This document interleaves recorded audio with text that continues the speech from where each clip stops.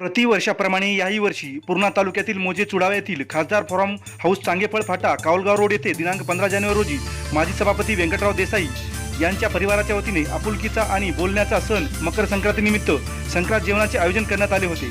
यात वांगे, कद्दू, पत्तागोबी, मेथी भाजी, कांदा, लिंबू, सर्व डाळीचे मिश्रण, पालेभाज्या एकत्रित, त्यासोबत ज्वारीची भाकर असल्याने सर्व पंचक्रोशीतील शेतकरी, सामाजिक राजकीय क्षेत्रातील नेते कार्यकर्त्यांनी या संक्रांत जेवणाचा स्वाद घेतला। यासोबतच पान सुपारी असा परिपूर्ण कार्यक्रम होता। यावेळी नांदेड कोचिंग क्लासेसचे कोनाळे सर, गंगाधर धवन, सातेपळ येथील रिंकू आप्पा, भगवानराव चव्हाण, शिवाजीराव देशमुख, नारायणभाऊ पिसाळ, संदीप ढगे, दादाराव पंडित, विश्वनाथ आप्पा, भगवान भोसले, छबू आप्पा, भगवान कराळे, शिवाजी सवराते, सुंदरराव कुरे, नाना पोहरे, संजय चेअरमन, अशोक धुतराज, विशाल कदम, अर्जुन मुरकुटे, शहाजी देसाई, भीमराव कदम, महाजी देसाई, गोविंद देसाई, अशोकराव शेळके, सुभाष पिसाळ, सुनील देसाई, अंगुलीमार सरपाते, संतोष देसाई, बालाजी दांडेगावकर, कादर पाशाभाई, मुनीरभाई, दासराव देसाई येथील गुरु जमनादास महाराज गुरुकुलाच्या विद्यार्थ्यांसह पंचक्रोशीतील लोकांनी भोजनाचा लाभ घेतला। तर सर्वांचे आभार। या कार्यक्रमाचे आयोजक माजी सभापती व्यंकटराव देसाई, जगदीश देसाई, संदेश देसाई यांनी मानले। हे बघा, हे कसं आहे, आता आपल्या पंचक्रोशीमध्ये आमच्या पहिले वडील पार्जित गावामध्ये कार्यक्रम होत होता। त्या काळामध्ये नदीला पाणी राहायचं, नदीला खळखळ, गावातले लोक बाया स्वयंपाकीच्या भाकरी करायची, गावात सगळेजण म्हणून पट्टी करीत होतो आणि एक चांगल्या प्रकारे एक शेतामध्ये जेवण संक्रांतीचं आणि भाजी भाकर 12 मिसळीची एक वर्षाला समजा अशी खाव, अशी एक पहिली परंपरा जी लावलेली आज नाही, पहिल्या काळापासून।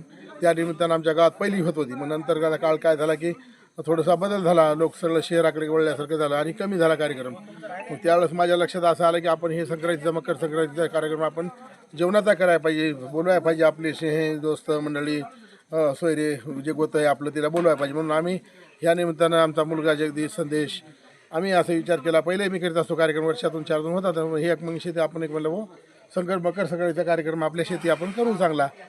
म्हणून ह्या निमित्तानं आम्ही मकर संक्रांतीच्या सगळ्या शुभेच्छा देण्यासाठी तुमच्या माध्यमातून शुभेच्छा देतो त्याला सगळ्याला। तिचं महत्त्व दादा कसं आहे, फार महत्त्व आहे। हे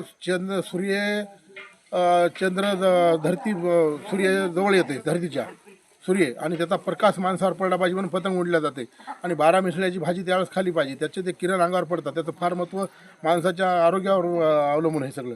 हे तांत्रिकदृष्ट्या सगळं हे तेवढं काय मला माहिती नाही, पण याच्यातली अशी सांगतात आमचे की बाबा पृथ्वी त्या दिवशी जवळ येते, सूर्याच्या जवळ जाते आणि उन्हाचा जे हे असते त्यावेळेस 12 जेवण करायला पाहिजे। आपण सगळ्यांनी मिळून शेतात राहिलं पाहिजे त्या दिवशी। हे महत्त्व आहे फार मोठं पहिल्या युगापासून। यामुळं आम्ही सुद्धा ते परंपरा वडिलापासून आमच्या दत्तराव देसाईनं राबविली, आम्ही राबविली, पण आम्ही राबवलोत, आमचे मुलंही राबवलीत। या निमित्तानं आम्ही आपल्या पंचक्रोशीमध्ये दोन्ही कालगाव, चुडावा, इकडे सर्कल, लिंबगावची माणसं, वसमतपासून पाहुणे रावणे सगळे बोलून जेवणाचा कार्यक्रम एक आनंद घेतला आणि आज सगळ्याला तिळगुळ वाटले।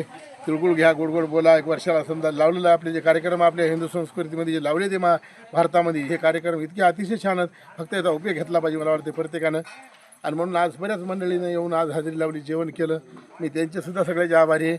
8 दिवसापासून आमची तयारी चालली होती। हे जिल्हा परिषदचा कार्यक्रम नाही, जिल्हा परिषद सगळी मागासवर्गीला दोन्ही सुटलेल्या, दोन्हीकडून आम्हाला ओपनवाल्याला तर जागा कुठे नाही, पंचायत समिती नाही, त्याचा काही हेच नाही याच्या मागला नाही। याच्यामध्ये कोणा पक्षाचं काहीच नाही, प्रत्येक पक्षाची माणसं इथं होती।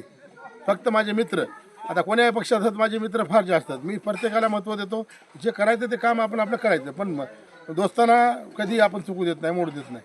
कोण्याही पक्षात द्या, गुटे काका जाऊ द्या, कोणी भाजपमध्ये असू द्या, कोणी काँग्रेसमध्ये राहू द्या। माझ्या घरामध्ये असं लावलं आहे की माझ्या वडिलापासूनच असं आहे, आम्ही तत्वाचे बांधव, तत्वाचं आम्ही कोणासंग हेट होतो। वैयक्तिक असा आमचा कोणासंग काही रोष नसते, म्हणून आम्ही तत्वाचं सगळं त्या माणसासंग भांडतो आणि तत्वाचं संपलं की आमचं संध्याकाळी सगळं एकत्र गावामध्ये आमची परंपरा आहे अशी। धन्यवाद।